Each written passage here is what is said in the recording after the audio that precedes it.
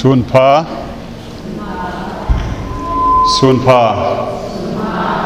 apat to hebe ala sun hello la ha ala vai pha puya tai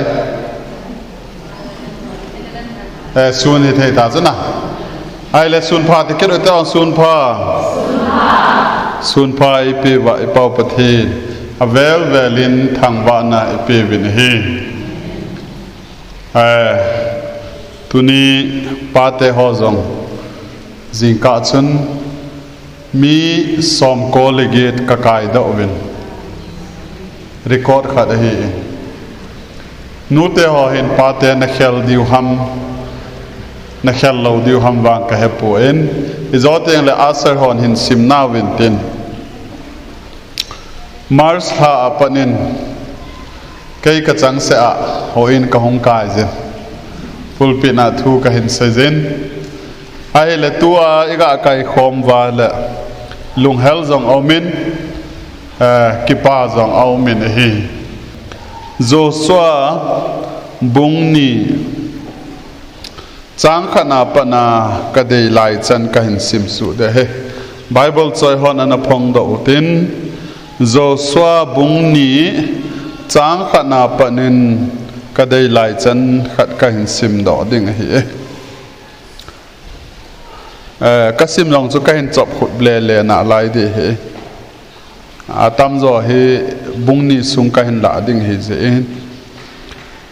nun chapa Joshua sitima konin gamvel heding gu thim chan mini asol hi tin aseje chilhonin lang agam khu gavel honin Jericho khopi kiti mong chu phate chan gavelhon te minati hiti chun amani yong achi pai thonin rahab kiti numei notinu insunga agawa lut khalhonin hikoma chun age den hlon tai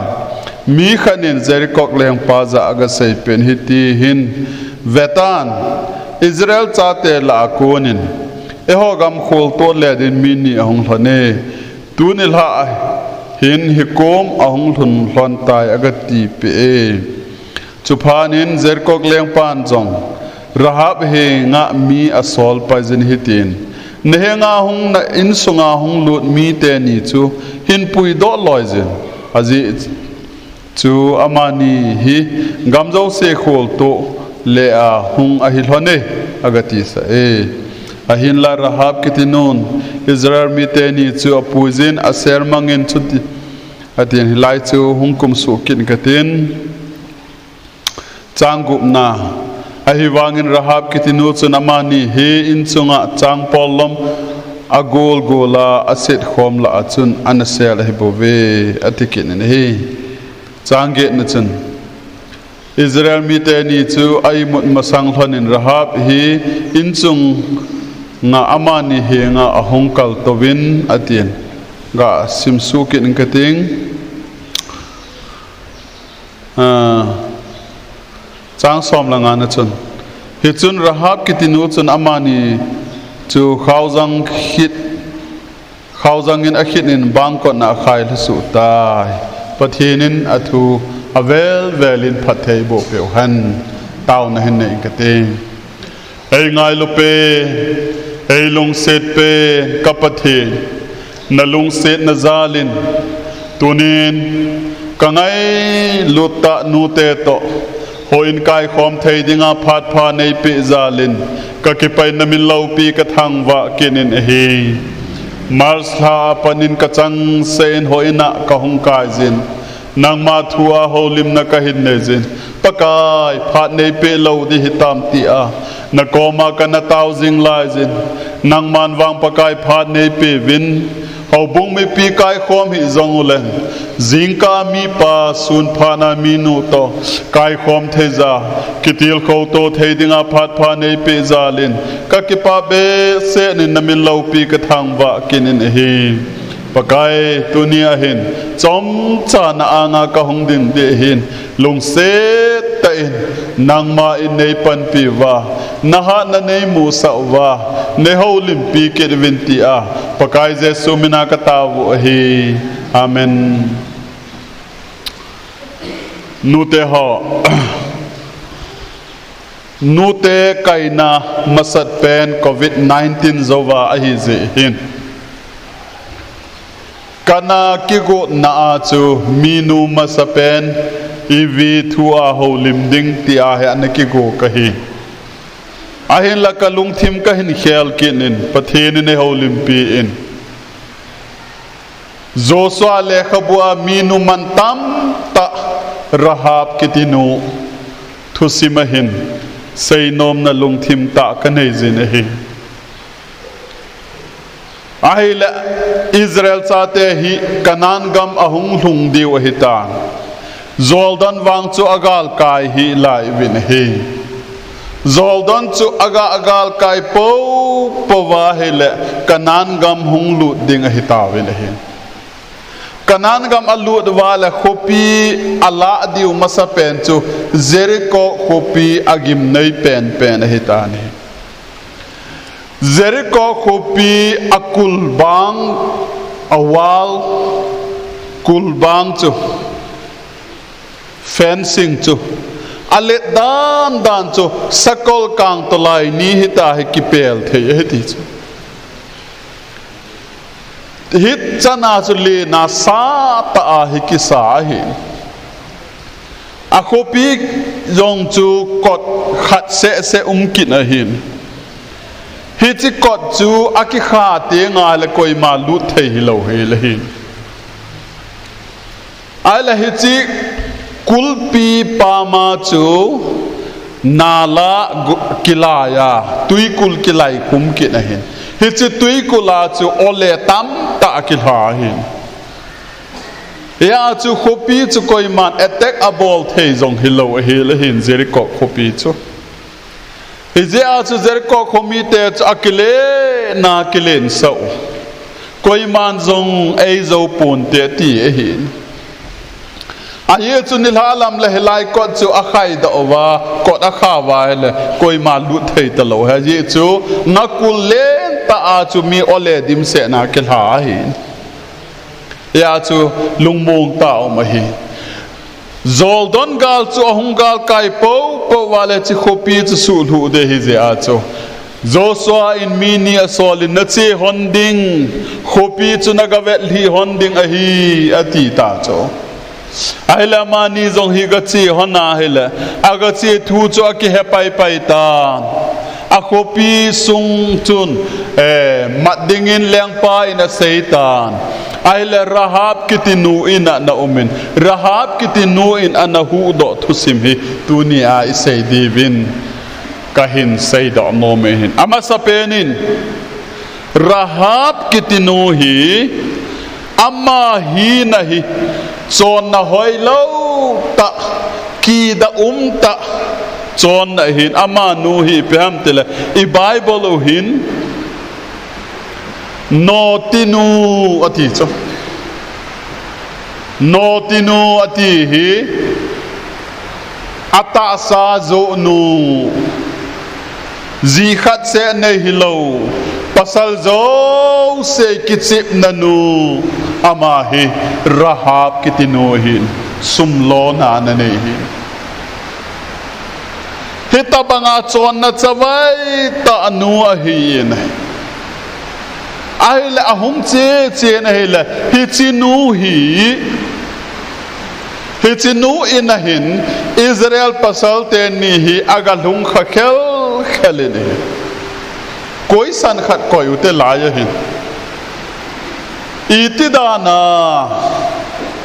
numei khuza la in khuza la galhung lova itidana hi chi rahab no tinu ina hi galhung kha hita de ham tial azi chu hi chi hin hilanga in simwal aman asei cho tui khang len sang dung akan sa jong an heta Egypt gama kona na hung pot do wa pakajin tui khang len dung na akan sa jong ka heta amor mi te chung si hon chung ok chunga nana zo sa ka heta ai la tua jong hi chi kakile sa he wang win Hichi zirko kopi zong hin ho khuna pathin na pe tai ti ka tai te hichi sei thei na chi pe ham ti ala hin rahab no ti nu hin no ti hin kho amman wanga hin ama in Israel cha te chunga pakai pathin na anato chu anata asanin hi anata asan be se na hoi lai khana hin akiki hu do thei dem ti a ta sana de ta na lai ta hin pakai pathinin a hin pui puya hi chite ni hi mi chon senu no tinu ina hi a hin pui lu de hi ga sai dinga Israel no mai hi po le hi chinu hi so nga se li ding hi ta cho a hi wanga amma in anaza a no ti hin kho aman wanga cho anaza chi pe ham tia la hen Israel pathinin Egypt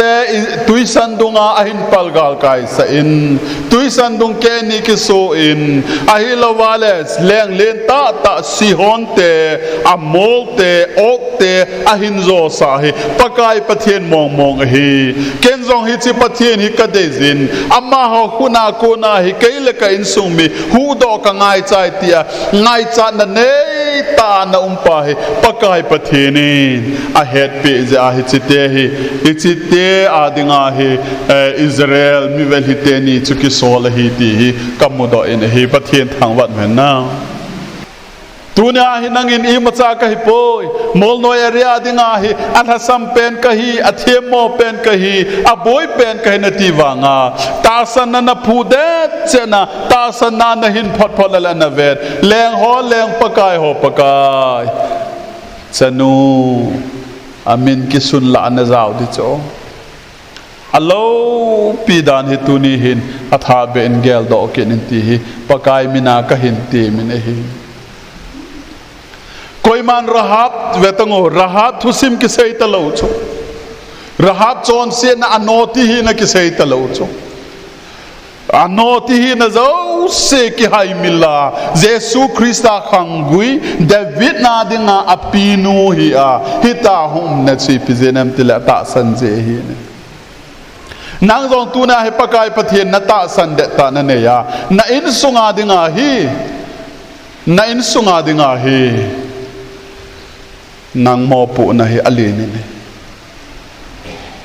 mi nu izan ham khanin mi pa hi ama hi lo latia nakinga ya hele anaven na in sung chu izoti nga hele munin in akai mobile na vet tabang banga chu setanin nang in sung chu akai ding chu minu nume hi zong leng pakai za dinga kapan ding ti a he napan ngai chu la tuni hin hoi tan gelin minu mai ka hi bove na English ten housewife hi bo cho ka jinu kiti hilove pakaya dinga hapana na pantheya nang zia insung pathinin ahu do na ding tamta umahiti wang he tunia he ka sei do no men hin vetango mosi yong chu isei thupiu chalam bible a jong athupi pen sala vanoya ama tabang minun nem talo dinga ki sei chalam ahiwanga chu mosi thusim na simtang median gama kona azi to achate to Egypt gamlama Israel te hu do dinga hung nawa zana pakai vantil hung luhang ta chu azi chu achate ni chep kitan lo ja luhanga hita chu mosi that dinga hung lai ta he mosi zinu in ipiana bol ong meitu song anala achate ni chepatana athisan chu ajipa nu a aile hizia chu pakai vanti la kona hu do an chu mosi no hu do an chu azinu ji hilo na ahi le tunia hi pe ham ti alahin in sung pathian dei ong hi na dinga chate pathian dei ong hi na dinga hi chi awat lai ya chu keima ka pande he ti a he sei ngai hin het ngai hi ti tuni phana ka sei do no me hi kan ko te ha zanla pana chun ev thu sim chu study kan na bolin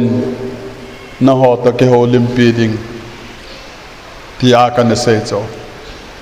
ivi boy na pen ipi ahide pakai pathian asim lo na asu mil khu aboy na pen ta cho asim lo na asu mil khu pe ham ti le aki angat pi ding aki tho pi ding ivi in asu khial khoi pe hai azipa lang ananga hen nang hile phadia aman koi kom nanga nai gul kom ananga na ani na hoila nga na thei avet na thei lang ananga pa na he amazong kitim zo ta ha thei ga anane cho ka sei dan he thei ve tu na hi hon zong ngat lo na ding mi nu khat hi a ngat lo na ding na ngat te nga hai le hoi lang na su da da o aki angat pi ding aki tho pi ding ti lai tu na hi hon hoi lang ki nga zi e na abang kha loi mol noi ra nu te hon sum la pai lang nga a mi nu izat ki da lo cho sumangol zon thang hoyong cha chomin koi do jing tang nei lo go wa ngol ngat na ding do la hi kinga lo wa a chom lang hin ngat ti nga hele chon se na ki la hi ai le even zong bible chun azipa to ki koi ding azipa lang anga de ti la ama in thei na ne ni hon na thi de ti pha na ne ni hon na thi de ti le lang ngen cho ngat pha na du cha che bible chin pi se aha du cha che tai ti cho hi pha na ki tim zo to lo wa ne chla tu ni hin hoi tan velte mo pu na responsibility hi pate se hi po nute azong percentage tama hi ti tuni ai sei do no ben hi ye chuni ve na hele rahab no tinu hi no ti ki ti yong hi amin ngai mo ta ki kowa chu an hi zong le ai wanga rahab no tinu eti a hele hin angei mo a koi machan la ta lo he cho koi machan la ta lo cho azie chi pe ham ti alen ta san na a an hang sana ta san na a an dinga na sata pathin de anabol do hen tunin hebrai bung som la khat na ajang kho ta san na a epiha father of faith ta san na mi pa kiti la kho koi min na zawam vekin uti kidang ta khat cho hebrai bung som la khat chang som thum la khat na chun ta san wangin rahab no tinun na ta san wangin rahab no tinun gamve li ho lung mong ta in aina lun sanile thu a nung lo ho to amang tha ta pun hi vetango rahab no tinu kitia ta san wanga laya father of faith ta san nagal hang ho ta san na mi pa ho kiti la yahin rahab no tinu hung zau kina hitane allo pi dan sa zim lo hele tunin zong nu te ho hoi ten gel lo pathian thu zong hi angai se ngai da tau hoi ta in ki khel ding hoi ta in mung khel ding in ngai to te tu sunday ni a ho ini kai va akit sunday hung ka hin in sung vel tin ta san na izad ham khat ki khel thei ding ham ti hin pakai bonu te ti hi pakai mina ka hin tem he a raham no tinu bon hi chan ge ta san na ne ya le nang zong na ne the hi hi chan ge a bol zo wal nang na bol the hi tia isei do naw pathin in athu phat thei bo pe ta hat ka ki pa ya